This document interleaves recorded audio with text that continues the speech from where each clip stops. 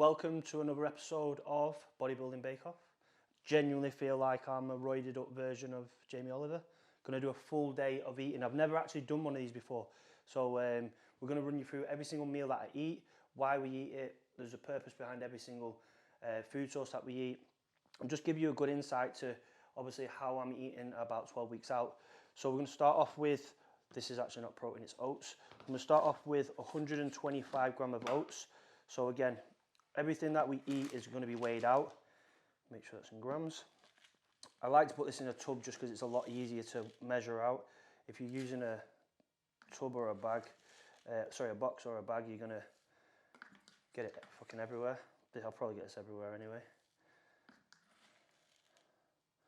So I'm a little bit OCD with it, so it has to be exactly 125. Because if you get a gram out, you're going to lose, obviously. And so that's 125 oats. The question I always get asked, can I have this with milk or water? Answer is water. So we're just going to put a little bit of water in there.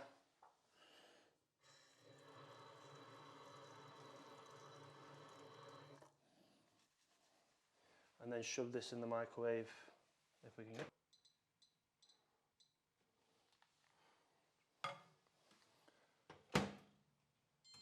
With the oats, we're going to have whey protein. So in the morning, I like to have something that's nice and easy to get in. If anyone who's prepped before will know, once you get off cardio, all you can think about is, I need my fucking meal. So I like to have something where I don't have to stand there and cook for a while. I can just get my oats in there for 2 minutes. And then I normally choose, I'll be honest, I get every different type of flavour. So I'll get some chocolate, I'll get some lemon, some strawberry, just to mix it up, because that's the craziest shit you do on prep, is being able to mix protein powders up. So this will be 55 grams of whey, some nice fast acting protein and aminos going straight in there to obviously break that fasted state.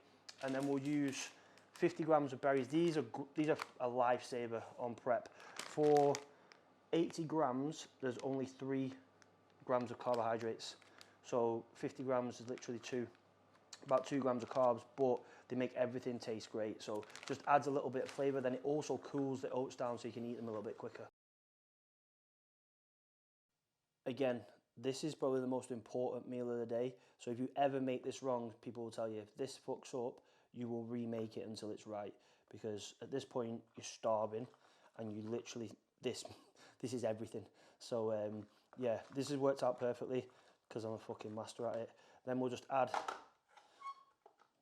50 grams of berries.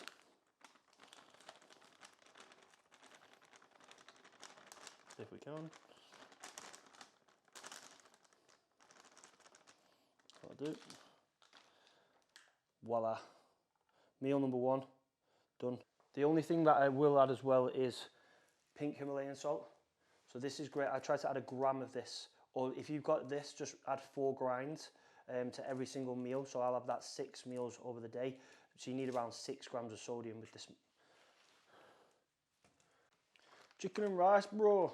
So basically meal 2, bog standard chicken and rice. Meal 1 will normally be in around 9 o'clock, and then 3 hours later I'll have this chicken and rice. So at the minute I'm on 300 grams of chicken. The seasoning I add on this is pink salt and paprika. Decent amount of paprika. Kcal spray. Spray this chicken. And then just mix that up. Cover the whole chicken in it. Marinate it. I'm not a fucking chef, but that looks alright to me, to be fair. The only reason to be honest, I use paprika is I hate the colour of chicken, which is really strange because I've ate it for about 10 years. But I don't like the colour of chicken when it's cooked. So I'll cover it in paprika and then I can't see it, the pinkness of the chicken. And then we'll just bang that. Oh, do we need to cook it all? No.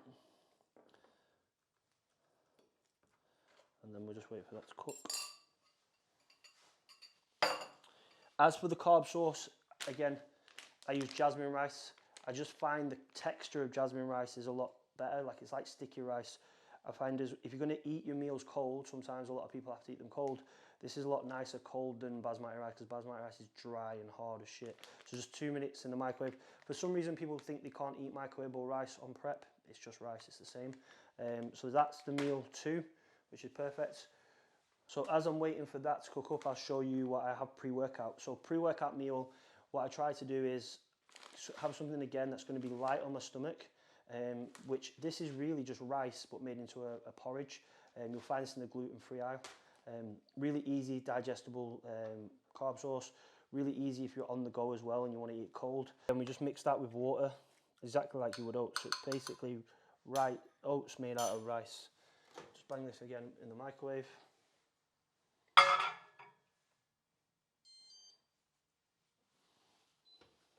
That is whey protein. So what you'll notice with my diet today is a lot of my protein sources are made up of whey protein. As my calories are now 3,600, but as my calories get lower, I'll then start to incorporate more solid food just to fill my stomach out. But now it's just a matter of getting the food in, getting the whey in, because it's nice and easy and it tastes good, convenient, especially at the minute with me working so much, coaching, running the clothing company, filming content. The main factor is getting your food in. It's not actually where it comes from in a sense of like protein sources. Chicken, steak and whey protein are really decent protein sources anyway. So as you can see there, it's like again like oats. So we're literally just going to weigh out just 1 scoop away now, so like 30 odd grams. A scoop.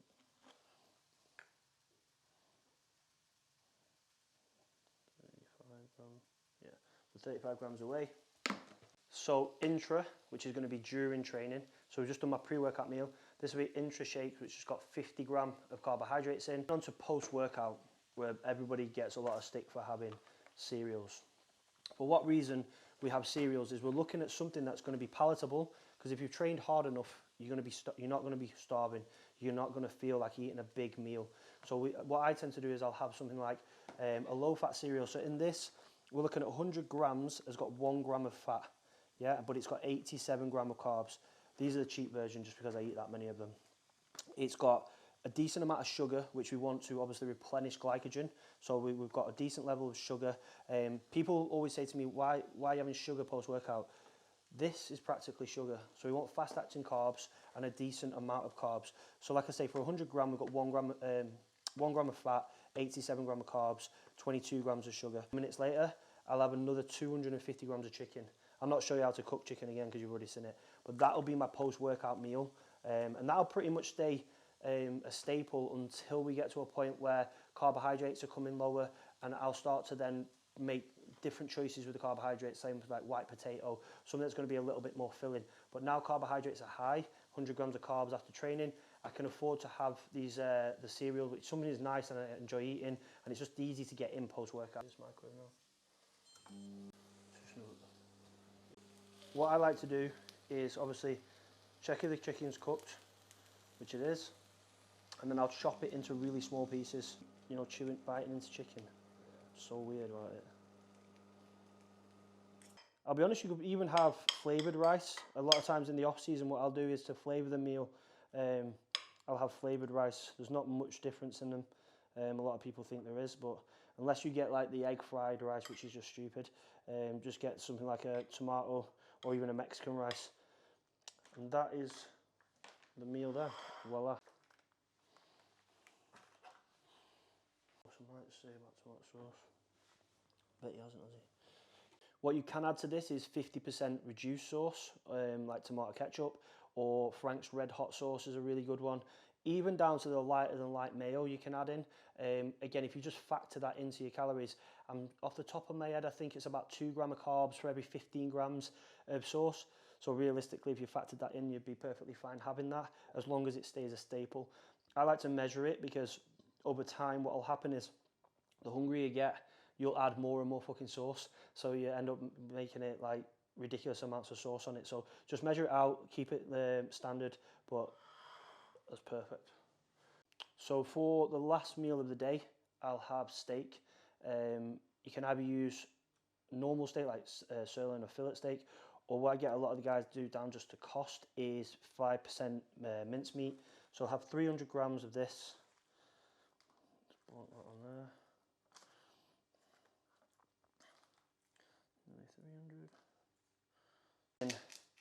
1, 2, 3, 4, 4 grinds of pink salt. So we'll just wrap steak seasoning on like this.